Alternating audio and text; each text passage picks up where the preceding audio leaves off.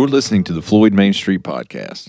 Good afternoon, everybody. I'm your host, Lucas Graham, back for another edition of this week's Floyd Main Street Podcast. Join us this week.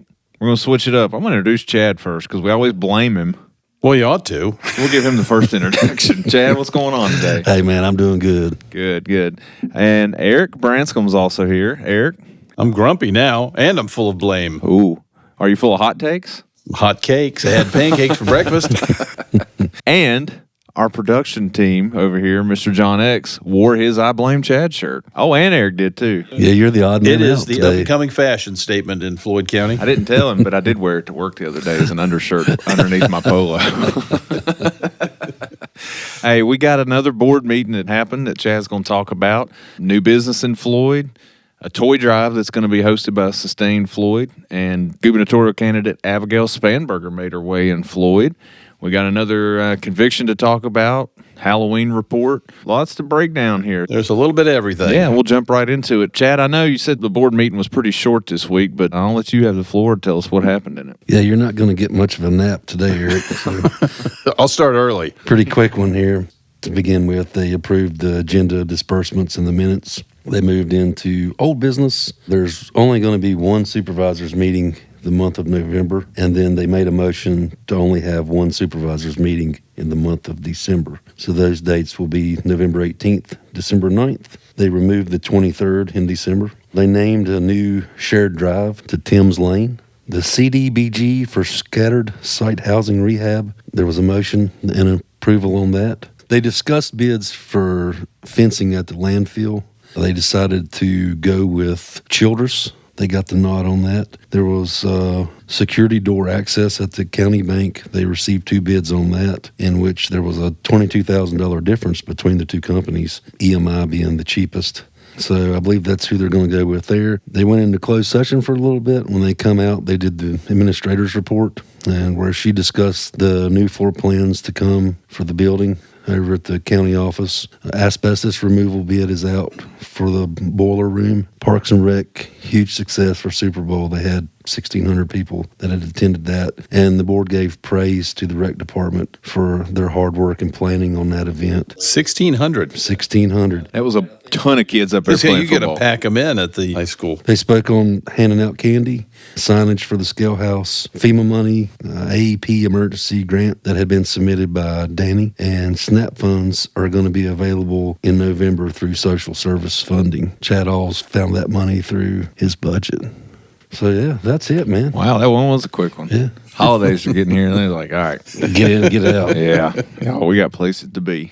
Eric, you were mentioning it before the show. There's a new business in town, right? Well, we know that the end of September was the end of Floyd Jewelry. Yep. They closed their doors, but we have a new business opening up. It's a new jewelry store, and used to have the Speakeasy in town. The former Lush Lounge across from Hardee's is now Ed and Ethel, I believe, is the name of the company. Yeah, I believe that's right. They're having their grand opening today. We're here on a Saturday. That was November 1st is their grand opening, and so it's a new place to stop in for everybody to check out this new business in town. Yeah. Just in time for Christmas. That's right. And the owner, she's from Floyd, graduated from Floyd County High School. She, I think, started the business in Montgomery County. So it's good to see a Floyd native bringing their business back into Floyd, and they found a good spot for it. So we wish them a bunch of success.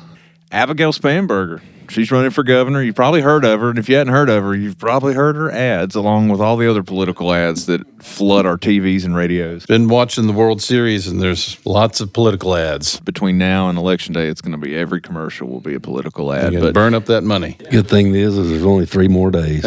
Yeah, And then we'll be on to more political ads in January. Everyone's hearing this. They'll be breathing a sigh of relief. then the midterm commercials start rolling in. Exactly. About a 2-month break. Yep.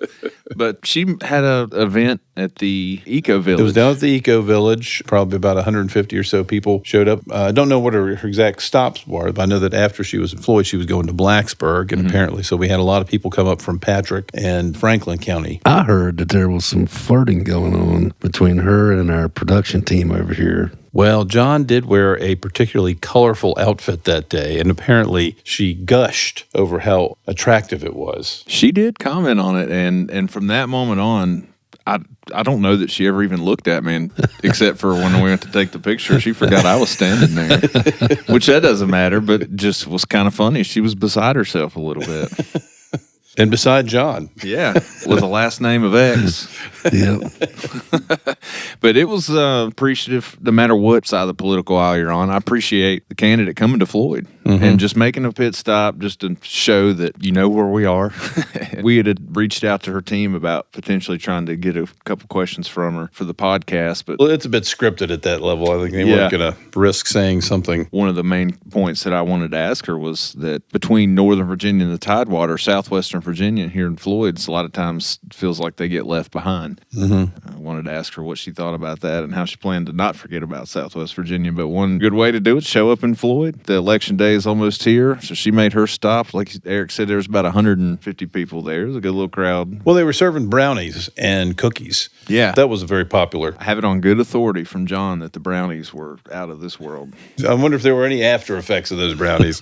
Yeah.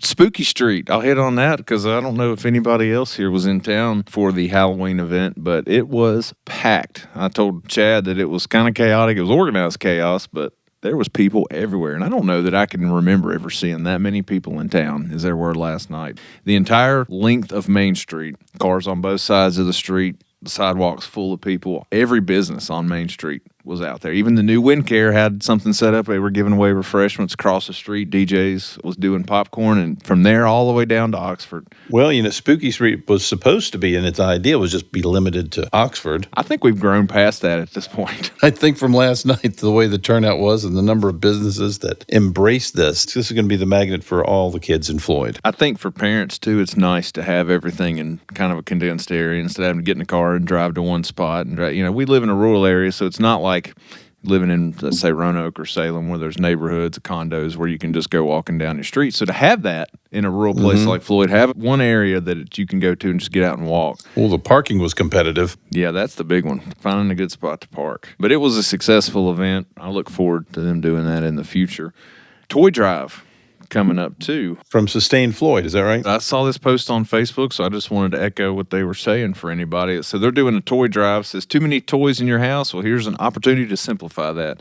They are collecting toys for a giveaway at the Floyd Farmers Market starting Saturday, November 1st, and they'll go through Saturday, December 6th, and you can drop the toys off at their office, which you'll actually need to go into the building there where the Farmers Market is. But it says they're collecting toys for 2 to 12-year-olds. They must be in good condition. Otherwise, they can't do anything with them.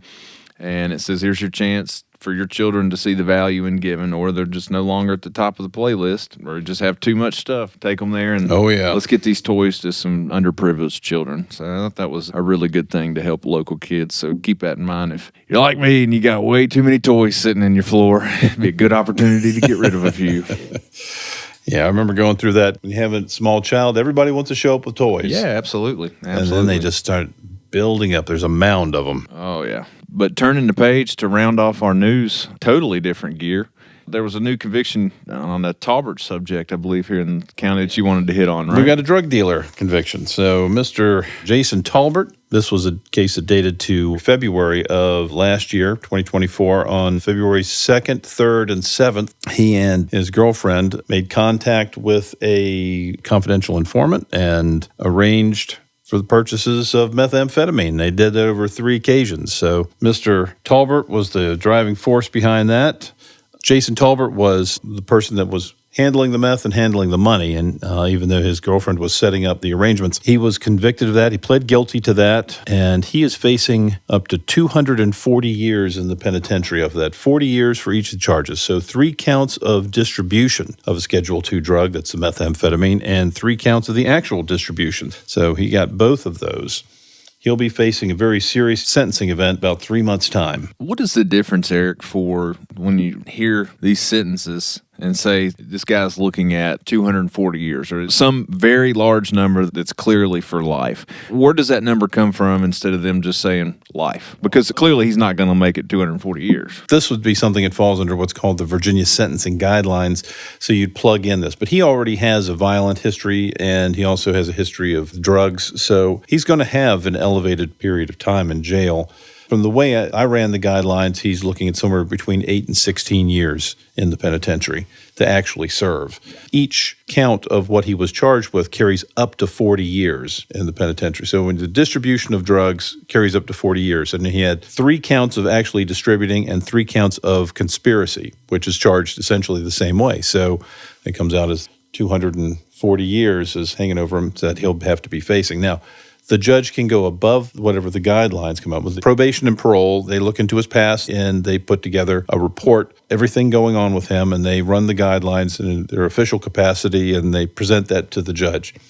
Then the judge will make a decision based on that. He'll hear argument both from the prosecution side and from the defense and go from there.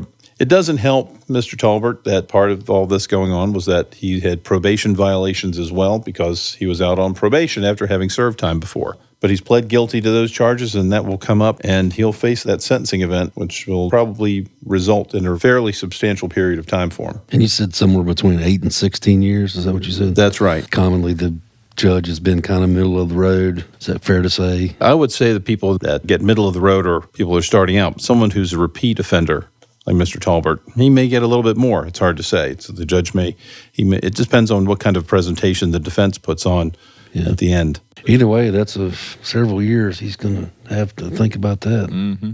Well, it's, one thing, and you have people go through the first time, it's one thing. But when you come back out and you're doing that sort of thing again, while you're on probation, that's a magnifying event. So it really multiplies the time that he's looking for. Been kind of in and out of jail probably my whole career that I can remember. It's unfortunate. It costs the taxpayer money to maintain them in jails over that time. But the problem is, if you're out there dealing these kind of drugs, people, we all know what kind of danger meth is to the community and what it does. And a lot of people have friends or family where they've heard of it at least about what it does to the community. Yeah. We're fortunate that we have seen a good decline on that because law enforcement from the state and the county have been very good about going after a lot of these dealers, and it has cut things down considerably in Floyd County. That's what I was going to say is when you, as a prosecutor, are looking at a distribution versus possession, and that's going to carry a much heavier penalty. But it seems like here in Floyd and other places too, though, that the distribution charge, you're going to get hammered with that if possible. Right, because simple possession, you're an addict generally. That's the issue for the courts. That's the reason you see a lot of distributions times 3 or times 4. You commonly aren't just going to make a controlled purchase off of someone one time because then the defense could come at you and say, well, that was just a one-time thing. That's why you want to do it multiple times to establish that he is, in fact, dealing. And that makes a difference to show that that's the case and not somebody just hooking their friend up or something like that. Yeah, exactly. Right. Not just once every here and there. This is something that shows someone's trying to make money off of the misery of other people. We'll wait to hear back a report from you after that sentence. And we'll see where we end up with that. Yeah. Won't you tell us about some football? We don't have Mr. Colton with us today. He is not able to make it. It's a grievous loss for us not to have Colton here. It is. I think he's under the weather, so I hope he gets to feeling better soon, man. We like having him here, and that boy, he knows his ball. But thanks to the internet, we were able to look up, try to get some information about the game. A few things. Yeah, but unfortunately, Floyd lost to Radford at home. I've got a report I can read for you if you're ready to hear this. Yeah, hit us with it. Friday night, it was Halloween night in Floyd. Friday Night Lights in Floyd County brought us a big-time Three River District matchup on Halloween night. The Floyd County Buffaloes hosting the Radford Bobcats. It was a chilly evening up on the hill, but the crowd was loud, the stands were packed, and both teams came out swinging early. Radford struck first with quarterback Peyton Dobbins, found Jeremiah Brown downfield for a 35-yard touchdown. That set the tone right away, and Radford tackled and got a 2-point conversion to take an early 8-0 lead. But Floyd answered right back. Quarterback Sam Phillips hit Jack Leroy on a 39-yard touchdown, and the kick by Gavin Jackson was good, cutting it to 8-7. Shortly after that, Sam Phillips showed his ability to rush and powered in a 6-yard rushing touchdown to give Floyd a lead at 14-8. Then Radford once again answered, and they had a running back push across from the 1-yard line, and the Bobcats went back on top 15-14, and that was for the end of the first half. Unfortunately, the second half was pretty much all Radford. Early on, Floyd tried to keep their ground game rolling. Jack Leroy punched through and got another 11-yard run, and he put the Buffs back up by 21-15. But from that point on, you had Radford kind of running things. Radford's offense, led by Dobbins, just hit nonstop. The next thing was that they had a Yeah, another touchdown and then a 2-point conversion. From then, Floyd was just shut down completely, unfortunately, for the rest of the game. The Buffaloes only had 82 total yards after the halftime. Offensively, Radford and Dobbins kept up their attack, rolling away. They scored again on a 5-yard run midway through the third, extending their lead 37-21. Later in the quarter, DeHart Lewis added another 5-yard touchdown, and then it was up 44-21 for Radford. And that was pretty much where that ended. Neither team found the end zone again, and so the final score was Radford 44 and Floyd County 21. Second loss on the season for our Buffaloes. Tough loss, but from everything that we've talked about with Colton and how Coach Cromer, the message that he preaches, I think a bounce-back game will be in store after that one. They'll be able to go back and look at film and see where their mistakes were and everything. But Radford's a tough school to play. They are. They've got some great athletes. Seems like they're always producing kids that can play. So it's never an easy game when Radford comes to town. Now, they got whipped by Carroll County. So Radford is at a 5-4, but Floyd is still doing better overall with 7 wins to 2 losses overall and a 3-2 in the district. And also give a shout out to the girls cross country team. They're region champions. That's fantastic. Yeah, Region 2C champions. The individual region champion went to a Buffalo. We got our all-region champions. Looks like Miss Annika Beagle also took home that one, along with Natalie Dalton, Trace Lewis, and Reagan Lynch. And the boys cross-country were Region 2C runners-up. So good shout-out to our cross-country boys and girls for taking it to the house there, and the girls coming away with the Region 2C championship. And speaking of things that were kind of sport-like, it's not exactly one of our high school sports, but Chad was at the Tour de Dirt last week. I was going to see if he could give us an update on what that turned out to be. Busy, man. I think they had like 300 bicyclists pre-registered, and probably another 20 that showed up to register that day. So just a touch over 300 cyclists. They raised over $30,000. Wow. Mm-hmm. All that money goes to Plenty. And, of course, they feed roughly 11% of this county. So it was a good fundraiser, a lot of money generated for Floyd County and brought to Floyd County. $30,000. I mean, that is incredible. Yeah. That is incredible. For a single event, that's pretty good. It really is. They done a really good job with it. It all went smooth. I think they had one cyclist accident, minor injuries, nothing major. Say on these back roads, that's a surprise. Yeah, because they're riding gravel roads, and it's not like they're out here on Route 8. You know, they're riding some of these rougher roads that'll beat a car to death with all the potholes. Part of their tour came down my road on Sandy Flats, and I ended up coming out of the house 3 different times that day over the course of the whole day, early in the morning to all the way in the late afternoon. And all 3 times coming back home, I met a group of bikers, so they were real spread out. I think the longest route was like 80 miles, which is a long ways on a bicycle. That's a heck of a ride. It was a good turnout, good event, raised some money. It was great, man. And they had chili, so I got to eat that again. Yeah, you needed more chili. Yeah. I'm still reeling from the chili cook-off. If I don't see chilied chili out. for a couple more months, I'm fine. Yeah. Did it beat you down, the devastating loss? Nobody ever asked to eat second place chili. So, yeah, it bothers me. Well, maybe that's the name you should go with it. Sheriff's Office, second place chili. place Come up chili. and have a bowl. It's cheaper. Keeping it in the events here, since we talked about the Tour de Dirt here, we got some events coming up here in Floyd this week.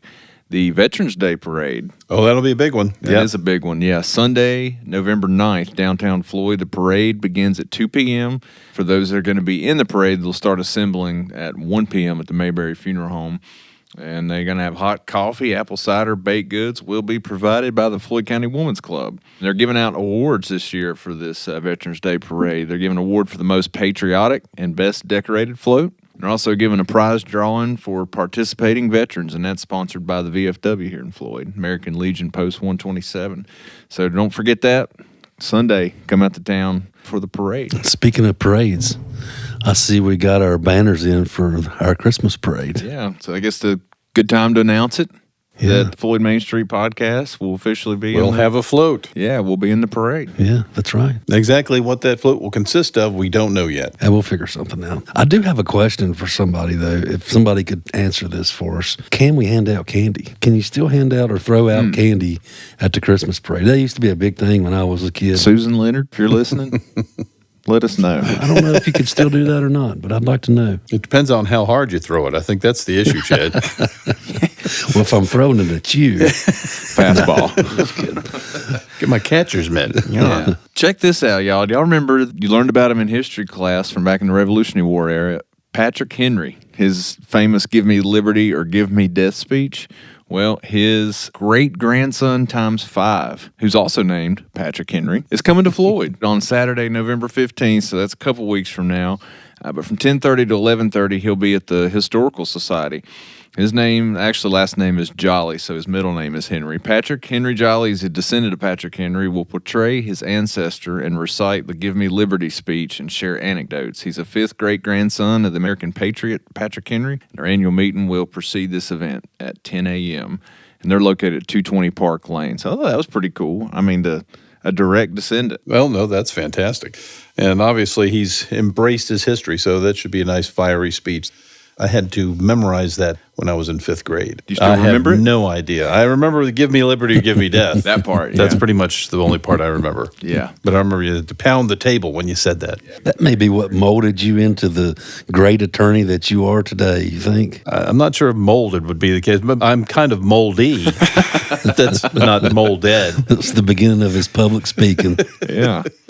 Let's see. What do we got on events left over here? There's a Thanksgiving meal. Can't forget about that one. Well, I was going to say that you talked about the Patrick Henry event is on the 15th. Well, that is the Topeka Church legendary Thanksgiving meal. Oh, is yeah. on the 15th. Yeah. Of course, it's limited to 250. I believe so. But it's the big one that you talked about, Chad, that people show up for. I mean, it's to die for. But that's not the only one. That isn't. This coming Saturday, November 8th, New Harvest Ministries, right there on Floyd Highway, right near Indian Valley Road. They're located at 6236 Floyd Highway in Willis.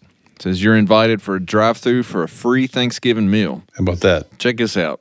Turkey, gravy, dressing, mashed potatoes, green beans, cranberry sauce, rolls, piece of pie, cakes, and cookies. Outstanding. Here's the kicker. There's no charge. No charge. No charge. Donations are accepted. They'll be taking donations. Yeah, absolutely. Okay. But as long as there's a free meal, there's Chad. What time does it start? How many times can you go through? Yeah, how many times can you go through the line? That's 11 to 1, so y'all check that out, and if you're able to, leave them a donation. I think we should have an all-you-can-eat buffet. We need to bring buffets back to Floyd. That right there would be a slogan. Political candidates are worried about all these other topics that people care about, but if a politician got up and said, we need to bring back buffets. BBB. The triple B, bring back buffets. That's a tangent here, but I miss Ryan's Buffet in Christiansburg. I used to love to go to Ryan's after church on a Sunday. Something tells me you're going to get the same emoji that Eddie got with the chicken. Well, I don't know how much weight you can put in that because I'll go eat somewhere like K&W. I love K&W. Oh, yeah. Otherwise known as Canes and Walkers. Yeah, it's pretty good. But I do love their food. But it's not an all-you-can-eat, though. Yeah, the problem with K&W is you get in there and you're like, oh, this looks good, that looks good, and then your total is about $25. It's too late to put anything back. Well, because you get to the side, it's just a little cup. I need 2 of them or 3 of them. Yeah, exactly. You got to stock up. All right. I got nothing else for events unless y'all do. No, that's all I got. Well, then let's hear about some true crime. Well, we do have a little bit of true crime. We were supposed to have the Green Dragon episode this week, and unfortunately, we're going to have to postpone that. I'm still trying to dig up the full file so I could get it in great detail because it is a fun one. Yeah. But we do have another interesting chase. I managed to dig up the file on the case that Chad was talking about last time, and that was the little pursuit that they went round and around in the parking lot. But it wasn't just that. I mean, that was probably the most colorful part of it. It was November 21st of 2019 at about 2 o'clock in the morning when Randall Sutphin, driving a blue Chevy Cavalier, decided it was a good time to start doing donuts in the courthouse parking lot. That got the attention of the folks in dispatch because I think at that time the cameras didn't really point out into the far end of the parking lot. Mm-hmm. So they were just sitting there and apparently just heard the squealing of the tires going round and round. And so they called one of the road deputies and had him go and take a look at that, and that is a much younger Cody Brown. Cody responded to that, and like a road officer with his patrol vehicle, went ahead and activated his blue lights and tried to stop it, and then it was on.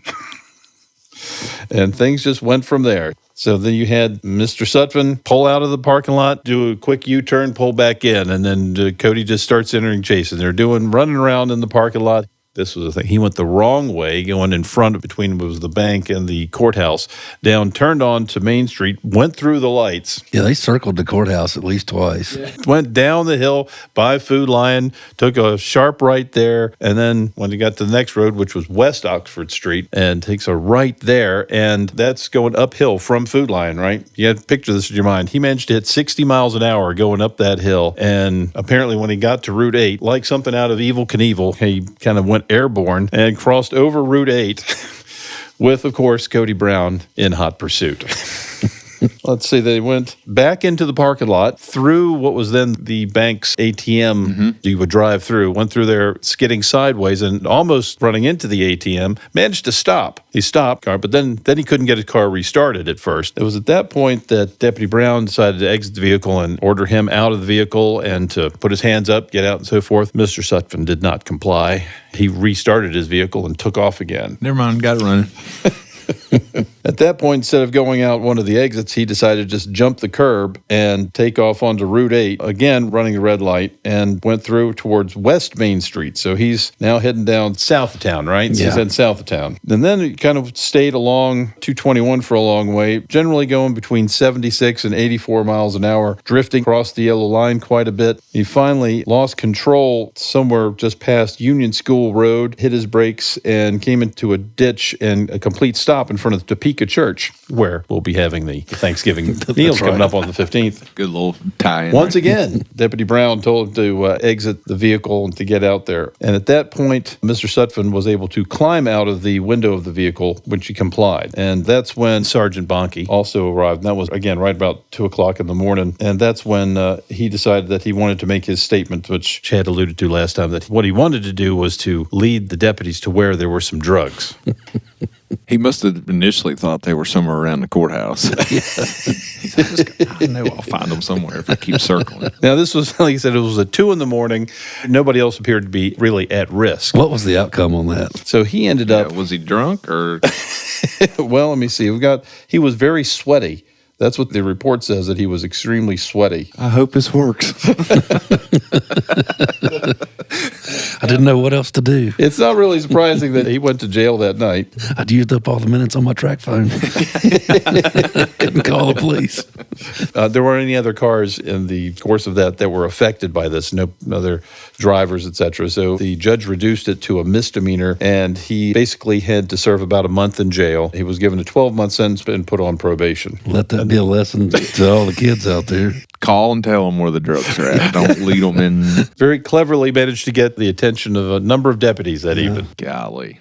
Well, that was a good one. A good follow-up on what Chad said. We will have the Green Dragon for next time. Yeah, that'll be a good one. Also, look out for Election Day coming up. We might be tossing around the idea of doing a little election coverage special. Yeah, for that people will be wondering what's going on down Indian Valley. Yep. By the time people are hearing this, the voting is going to be almost done. Yeah. So I think probably drop this about 5 o'clock on Tuesday, so you'll have 2 more hours to get to the polls and vote. I hope everybody's went out and casted their vote. I know early voting, I believe they had projected that we had received between 20 and 25% of the I think we hit voters. 30%. 30, We had a okay. surge, and then It was really busy Friday. yeah.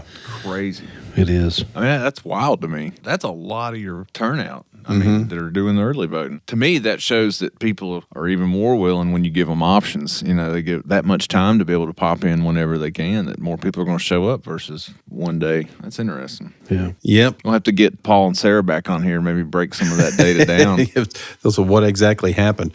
Yeah. No, I know that, of course, the most interesting race in the county, I think, is what's going on in Indian Valley, where you have Darren Marshall running a write-in campaign against Walter Phillips. Darren, of course, came on the podcast. We invited Mr. Phillips. I never heard anything from him. I don't know if anybody did. I don't think we did, which is unfortunate because it's good to get the word out there for people that want to come out here and hear something about who you're electing. So we've got that. We also have I think there's a little bit of a contest going on for the town council seats in Floyd. I think that there are 3 people running for 2 seats. Yep, we got town and everything. Yep. Hopefully we'll have that wrapped up so we can report to everybody what the results of that is. We may not have the results when we next record about what's going on with the write-in votes because they may take longer to calculate. By the time this episode drops, baseball season will be over. So since Game 7 is tonight. Game 7 Who tonight. you got? I'm going with the Dodgers, man. Dodgers ruined baseball for me and their deferred contracts, but you know what? how they going to lose. They are so stacked. The Blue Jays hitting power, that's how they're going to lose. And I'm a San Diego fan, so I'm not a fan of the Dodgers, but I think the Dodgers, they managed to pull it together for this last game, but the pitching is what's going to be a problem for them. Yeah, they got Ohtani on the mound tonight. If they can hold them, they can do it. But I have a feeling if anything slips through, the hitting power that the Blue Jays have, it doesn't take much. They're a pretty explosive team. So your money's on the Blue Jays. I'm not looking forward to them winning. That's my projection. It's been at this a good point. series. Oh, last night was exciting. The Halloween game with the dead ball, the one that fly ball that goes out there and wedges at the bottom of the wall. That was pretty amazing. Well, I just wanted to collect some predictions so that after tonight, when we go back and listen to this episode, we can see who. Well, if there's any problem with my prediction, I can tell you the reason why. Why's that? I blame Chad. Well, listen, that'll take care of everything this week. As always, we want to thank all our listeners and remind you to like and subscribe. I think once I leave here, I'm headed out to the Willis Craft Fair. What about you, Lucas? Yeah, we can't miss out on the craft fair. We probably should make a brief mention of that. It was brought to our attention that... Yeah, so apparently Willis didn't have a craft fair this year. Well, there's this one site that sometimes we'll get information of called Visit Floyd, and they have a calendar of events. Isn't always necessarily up to date 100%, and apparently it said that we had a craft fair at Willis. We were notified by messenger that there's supposed to be one next year. So hopefully that'll go through. And Lisa, if you're listening, sorry for the heart attack we gave you. Lisa Duranza was very upset that I think that because we're mostly worried about people going to where there would not be a craft fair. Not be a craft and fair. We don't ever want to give out inaccurate information, so we do apologize for that one. But I do believe that the public cupping is still a regular weekly event at the Red Rooster. We did get a comment about that people found humor in your public cupping comment. People enjoy cupping. What can I say? See, you're not a cupper. You wouldn't know. I know. Yeah. Thanks to John X for our production team for making all these edits and cutting out all our ums and stupid lines. We appreciate John and all he does for us. Don't forget to like and subscribe. Find us on YouTube, Facebook. That really does help. Yeah, it really does. And any of the platforms, Apple, Spotify, all of it, we're there. You should know it by now. If you don't, well, look us up and subscribe. Then you'll know. And as always, we have to thank our ongoing sponsor for the podcast, Safe Surfing, Eddie Worth. And we're pleased to be able to broadcast from the Safe Surfing Plaza right here in the heart of Floyd. Shout out to them and just everything that Eddie's done for us for the podcast. And we were able to interview Ross Chastain because of Eddie and his connections to it. So we just appreciate the heck out of Eddie for everything he's done for us. But that should take care of it for everything this week. We'll wrap it up. Yeah, I think so. Until next week, y'all, we'll just remind you to take care of yourselves and the ones you love. Bye-bye.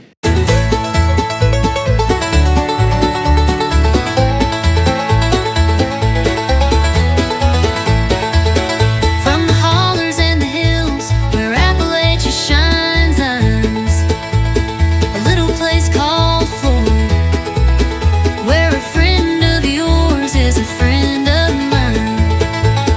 Welcome to Floyd, where stories unfold in the heart of Appalachia, treasures untold.